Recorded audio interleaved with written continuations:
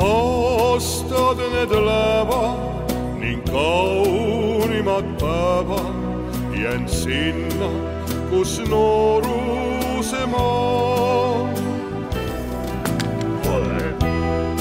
Hugo Luuki kohtasime esimest korda Tallinnas Viru tänaval.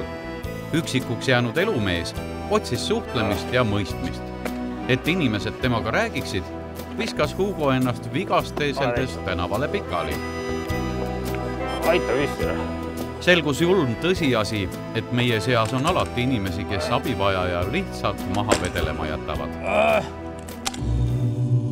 Olid niidud rohelust täis. Kui Hugo pimedaks jäi, kohtasime palju häid inimesi, kes olid väga abivalmid ja hoolivad.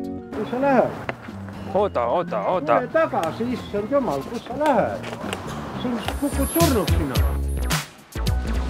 Hello, Ameerika! On meie öö, mina ja mu friigi.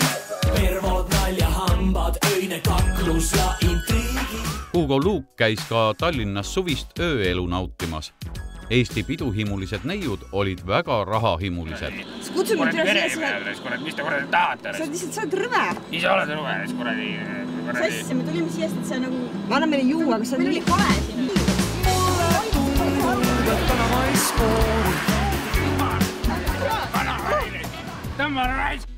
Seega, Luugi Hugo on lihtne mees, kes käib linna peal inimeste seltsi otsimas. Tule istu lauda. Tule, mis sa kardad? Muidugi peab ta ka väikesest napsust lugu. Just jommis peaga võib aga sekeldustesse sattuda. Järgmisena kohtasime Hugot juba rauduskätega. On teil midagi, kurat? Ei ole teravat kätte. Nagu... Aga muidu ei saa aidata ka. Nüüd palus mees, et inimesed ta käed lahti päästaksid. Ai. Hugo jättis mulje, nagu oleks ta politseiautost plehku pannud või mõnest seksimängust põgenenud. Minge politseisse või kuskil. Õnneks ei lastud segaduses vanamehel kaua ringi kobistada. Tublid inimesed kutsusid politsei.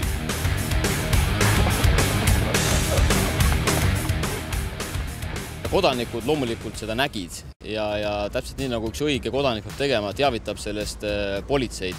Sest politseis käivituvad läbi selle informatsiooni erinevad protsessid.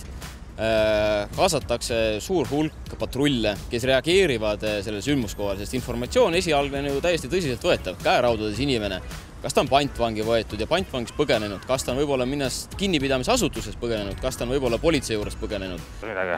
Ei ole mul midagi luuga. Palun kordi võtti reis. Mul ei ole päris ka. Aitäh, ei millegi eest. Juhtimiskeskuses ehk siis 110 on liinid kinni. Inimene, kellega võib-olla tõesti juhtus mingisugune tõsine õnnetus, kes langes kuriteo ohvriks, võib-olla selle nalja pärast liinile ei pääsenud. Selle sündmuse lahendamisega oli seotud otseselt 2 politseipatrulli kesklinnas, kus väljakutsete arv on kogu aeg väga suur ja politseil on kogu aeg käed tööd täis. Nad reageerisid sinna tõesti väga kiiresti, sest informatsiooni sisu oli selline, mis eeldas kiiret reageerimist. Tegelikult on tegemist operatiivteenistuste töö häirimisega läbi sellise ja sellise tegevuse kohta on olemas ka karistusseadustikus erinevad koosseisud.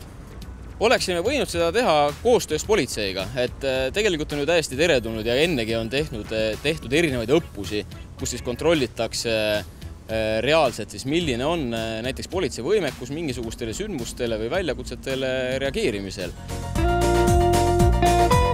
Kindlasti tabasid paljud ära, et tegemist on siiski maskeeringuga.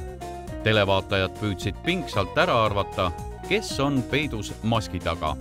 Meie veebilehe kommentaariumis pakuti palju erinevaid tegelasi.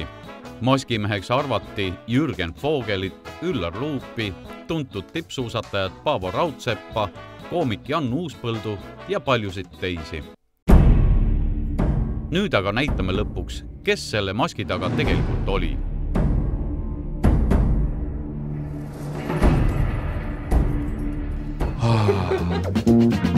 Ei, see on hea tunnene. Vabadus, nagu öeldi just, vabadus. Nüüd on vabadus. Kõik need lood tegi meie noor reporter Urmo Tamm 1 päeva jooksul. Kokku pidi ta maski all veetma tervelt 16 tundi. See on mõnus tunne praegu.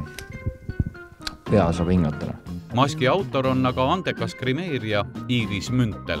Tihti ei jõudagi ära kannatada, tervelt maski ära võetakse. Selle maski hind oli päris soolane, 3–4 000 krooni. Kõik algas näo jäljendi võtmisest. Seejärel täideti jäljend kipsiga, et saada täpne koopia Urmo näost.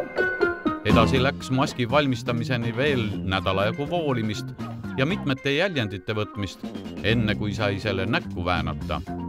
Maski ettepanemine võttis koos grimmiga tervelt 2 tundi. Mask ise nägi välja loomulik, aga viimane lift tuli anda ka hammastele ja kätele.